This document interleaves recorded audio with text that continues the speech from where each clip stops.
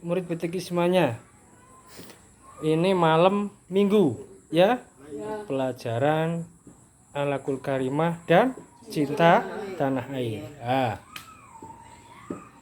Pak Ustadz tanya, bangsa kita itu dijajah oleh penjajah berapa tahun?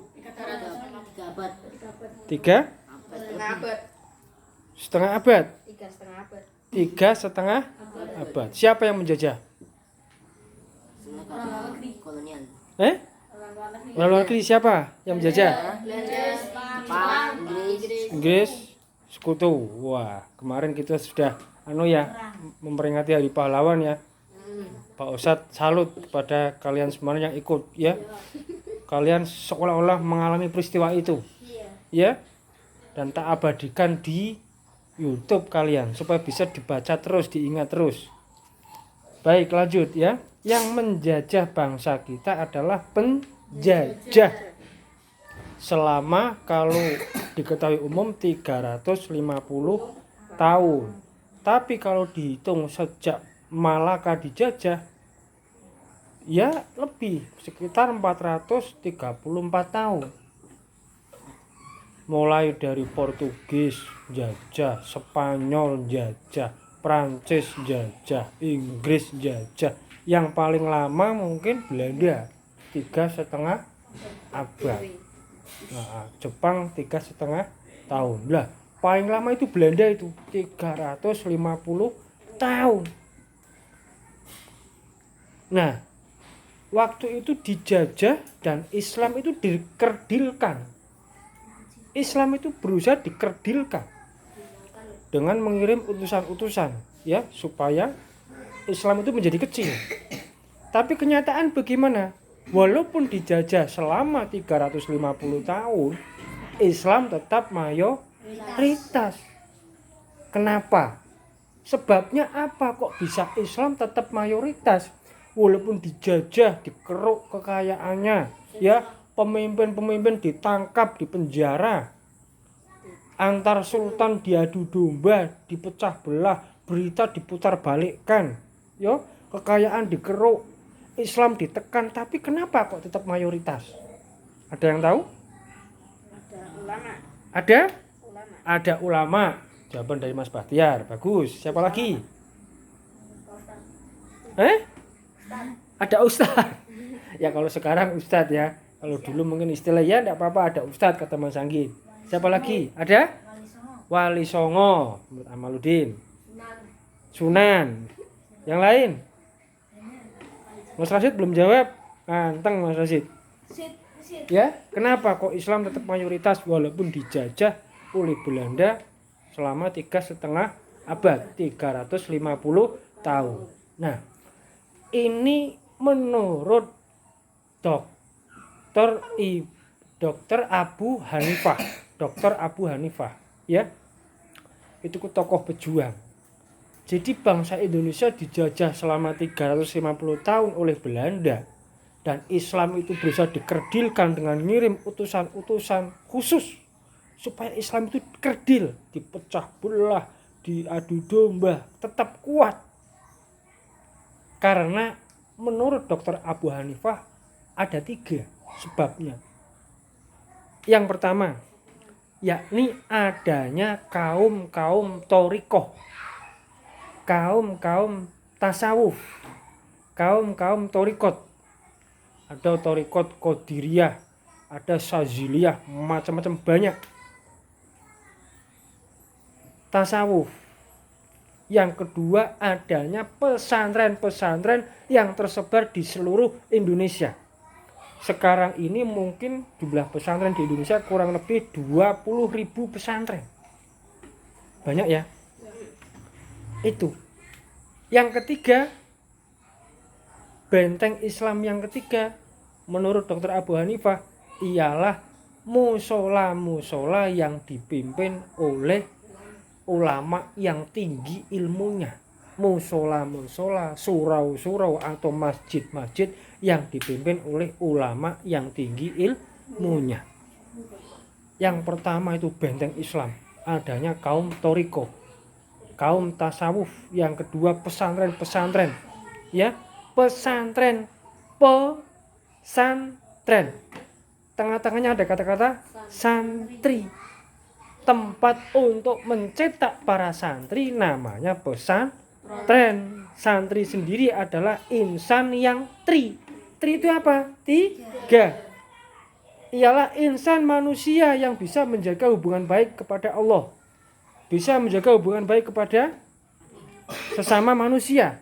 Bisa menjaga hubungan baik kepada alam semesta. Kalau itu dijaga dengan betul-betul sungguh-sungguh, itulah santri. Jadi santri itu bukan peci, ya, bukan baju koko, bukan sarung, bukan. Itu pakaian luar saja, ya. Santri itu di dalam. Lah tempat mencetaknya itu namanya pesantren.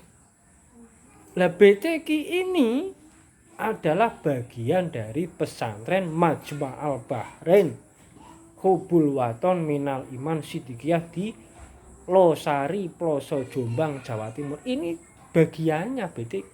Jadi kalian ini murid BTQ sebenarnya belajar di bagian pesantren. Kalian mau dicetak menjadi seorang santri. Itu yang ditakuti oleh penjajah. Santri-santri itu, ya, sekutu, ya, di Surabaya. Jenderal siapa yang tewas oleh para santri? Jenderal Malabi. Jenderal Tekok Malabi nih, Pak Ustadz ngaran. Ya. Apa Mas Anggit? Teknik ya, Mas Anggit, ya. Kalau oleh para santri senjatanya mau pecian, sarungan, kokoan, tapi jiwanya cinta tanah air. Beda kalau tidak cinta tanah air, negaranya diserang malah umpetan, menyelamatkan dirinya sendiri. Nek para santri tidak dididik di pesantren, itu tadi dididik supaya bisa menjaga hubungan baik kepada Allah, pada sesama manusia, kepada alam semesta, terutama ya alam semesta Indonesia, cinta tanah air. Jadi murid BTQ adalah belajar di tempat yang itu merupakan bagian dari pesantren. Mau ndak dicetak menjadi santri? Mau. Mau. Bersyukurlah, alhamdulillah. Itu benteng Islam di Indonesia. Benteng Islam di Nusantara. Islam itu di Indonesia mayoritas dan terbesar di dunia. Di dunia. Kalah Arab Saudi. Kalau naik ibadah haji paling banyak dari Indonesia. Mayoritas.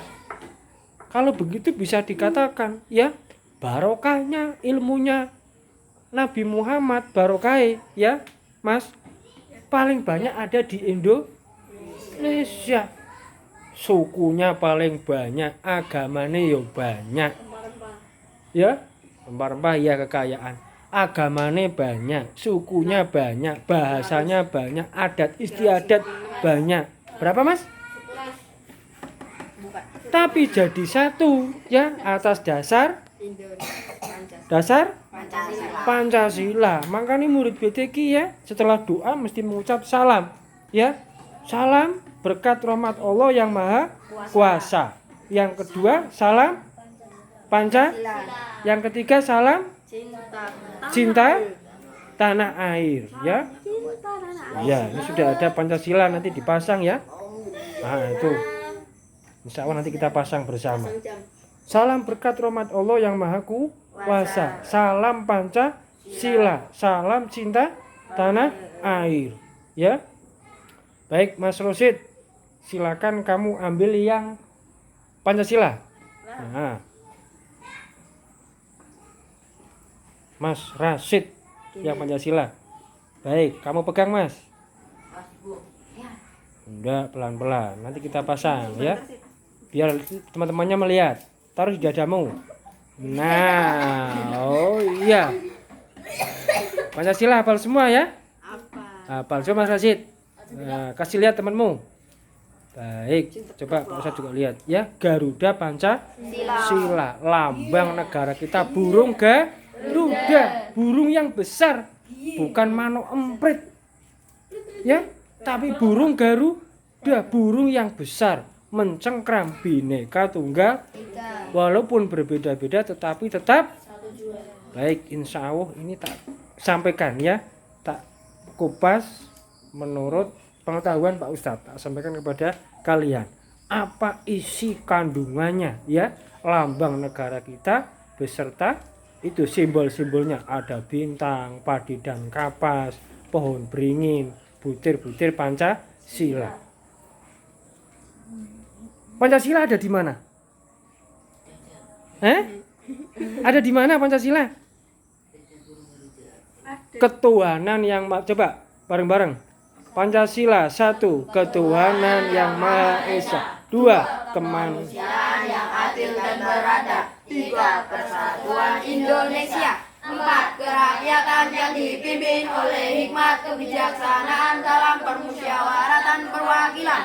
5, keadilan sosial bagi seluruh rakyat Indonesia. Ketuhanan yang Maha Esa, kemanusiaan yang adil dan beradab, persatuan Indonesia. Ya, itu isinya kebaikan semua enggak? Isinya Kemudian pertanyaannya, di mana Pancasila? Pancasila ada di dalam hati kita. Itu isinya kebaikan-kebaikan. Ya, isinya ketuhanan. Di mana ketuhanan? Keimanan itu di hati. Kemanusiaan, rasa kemanusiaan di mana? Di hati. Tinggal kita amalkan, kita praktekkan. Jadi Pancasila ada di dalam hati kita. Indonesia. Bagus. Baik, insya Allah kita lanjutkan ya.